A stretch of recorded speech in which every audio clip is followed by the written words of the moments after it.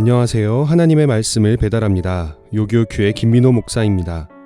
오늘의 공동체 성경 읽기 본문은 민수기 22장에서 23장까지의 말씀인데요.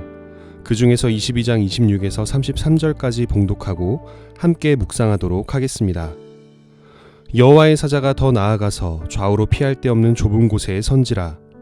나귀가 여호와의 사자를 보고 발람 밑에 엎드리니 발람이 노하여 자기 지팡이로 나귀를 때리는지라. 여호와께서 나귀 입을 여시니 발람에게 이르되 내가 당신에게 무엇을 하였기에 나를 이같이 3번 때리느냐.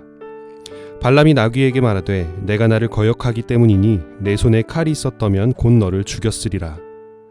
나귀가 발람에게 이르되 나는 당신이 오늘까지 당신의 일생 동안 탄 나귀가 아니냐. 내가 언제 당신에게 이같이 하는 버릇이 있었더냐. 그가 말하되 없었느니라. 그때 여호와께서 발람의 눈을 밝히시매 여호와의 사자가 손에 칼을 빼들고 길에 선 것을 그가 보고 머리를 숙이고 엎드리니 여호와의 사자가 그에게 이르되 너는 어찌하여 내 나귀를 이같이 3번 때렸느냐. 보라, 내 앞에서 내 길이 사악함으로 내가 너를 막으려고 나왔더니 나귀가 나를 보고 이같이 3번을 돌이켜 내 앞에서 피하였느니라. 나귀가 만일 돌이켜 나를 피하지 아니하였더면 내가 벌써 너를 죽이고 나귀는 살렸으리라. 예민하다라는 단어를 들으면 어떤 느낌이 드십니까? 좋은 뜻으로도 쓰이지만 나쁜 뜻으로도 쓰이기 때문에 듣는 순간 갖게 되는 느낌이 서로 다를 수 있는데요. 모 포털 사이트의 국어사전에서는 예민하다를 검색하면 무엇인가를 느끼는 능력이나 분석하고 판단하는 능력이 빠르고 뛰어나다, 혹은 자극에 대한 반응이나 감각이 지나치게 날카롭다라고 설명합니다. 어떤 사람은 다른 사람들보다 온도 변화에 예민하기도 합니다. 어떤 사람은 사람들의 마음을 읽는데 다른 사람들보다 빠르고 정확하기도 합니다. 또 어떤 이들은 음악에 또는 사회문화에 또는 음식의 맛에 예민합니다. 우리는 저마다 서로 다른 것에 대해서 그것을 느끼고 분석하고 판단하는 감각이 더 뛰어나기도 하고 무디기도 합니다. 그런 우리이지만 다 같은 그리스도인으로서 하나님의 영이신 성령님과 함께 동행하며 사는 사람으로서 영적으로는 언제나 예민할 수 있기를 소망합니다. 다른 감각들도 노력하면 더 발달하기도 하듯 영적인 예민함 역시 노력하면 노력할수록 더 예리해집니다. 그리고 영적으로 예민한 사람은 자신이 겪는 일들 안에서 하나님의 뜻을 더 쉽게 발견하고 더 잘 따를 수 있습니다.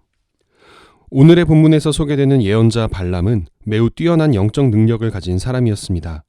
그는 하나님과 직접 소통할 수도 있었고 하나님의 뜻에 따라 축복하거나 저주하면 그 축복과 저주가 실제로 효력을 발휘해서 전쟁의 승패가 바뀔 수도 있을 만큼 대단한 사람이었습니다. 그래서 이스라엘과 모압 사이의 전쟁의 기운이 감돌자 모압 왕 발락은, 이름은 비슷하지만 모압 왕은 발락이고 예언자는 발람입니다. 이 모압 왕 발락은 발람에게 신하들과 귀족들을 보내어 이스라엘을 저주하고 모압을 축복해달라고 요청합니다. 많은 돈과 보물을 주겠다는 약속을 하면서 말입니다. 모압 왕 발락의 이 요청에 대해 예언자 발람은 자신은 하나님께서 시키신 것 외에 어떤 저주나 축복도 할 수 없다고 말하면서도 모압 귀족들과 고관들에게 또 다른 하나님의 말씀이 있을 수 있으니 가지 말고 하룻밤 머물며 기다리라고 합니다. 아마도 발람은 그들이 약속한 재물을 포기하기가 쉽지 않았던 것 같습니다.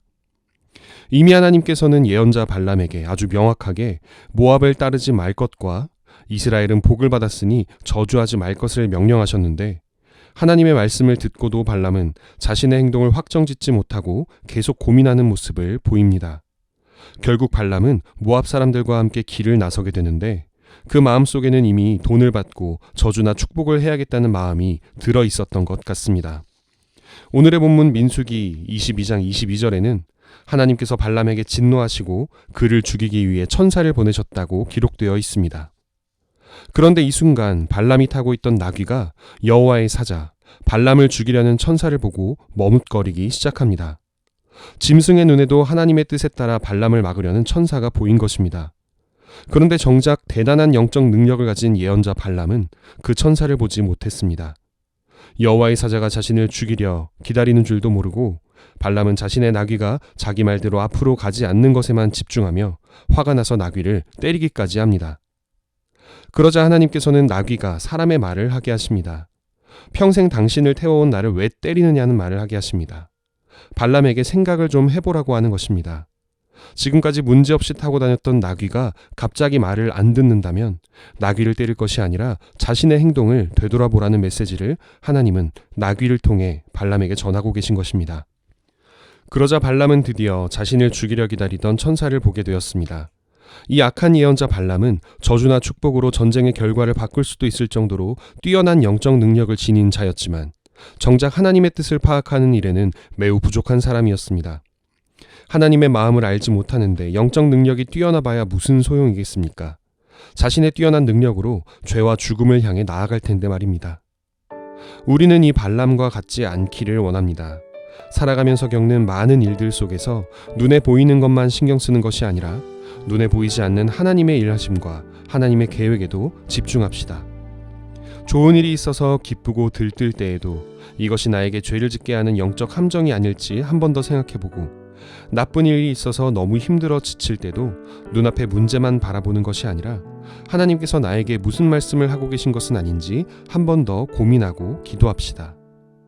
물론 우리는 하나님의 뜻을 다 알 수 없는 연약한 인간입니다. 하지만 영적인 예민함을 추구하며 하나님의 뜻과 그 의를 추구하며 사는 삶과 그렇지 않은 삶은 큰 차이가 있습니다. 마치 두 직선의 각도가 1도밖에 차이 나지 않아도 결국에는 한없이 멀어지듯 영적인 것을 바라보며 사는 사람과 육체적인 것만을 바라보며 사는 사람의 나중은 매우 큰 차이가 날 것입니다. 지금 우리는 사순절을 지내고 있습니다. 영적으로 예민해지기 위하여 주님을 깊이 묵상하며 사순절을 경건하게 보냅시다. 무엇을 하든지 주님께 하듯 하고 주님이라면 어떻게 하셨을지 생각해보고 주님이 나에게 원하시는 것이 무엇일지 고민하며 살아갑시다. 그러다 보면 점점 하나님의 마음을 잘 알게 되어 하나님의 뜻대로 따라 살게 될 것임을 믿습니다.